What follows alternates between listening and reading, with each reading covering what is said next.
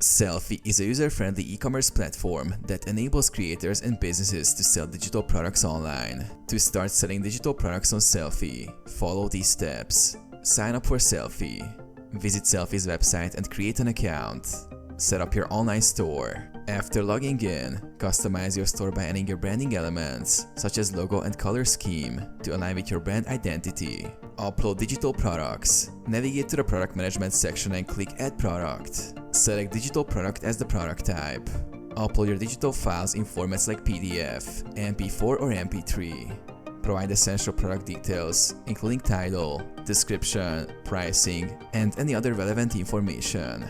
Configure payment settings. Set up payment gateways such as PayPal or Stripe to securely process transactions. Define your payment preferences, including accepted currencies and payment methods. Set pricing and licensing. Determine the pricing strategy for your digital products. If applicable, specify licensing terms or usage rights associated with your products. Publish and promote your products. Once your products are uploaded and settings configured, publish them to make them available for purchase. Promote your products through various channels, such as social media, email marketing, and your website to reach your target audience.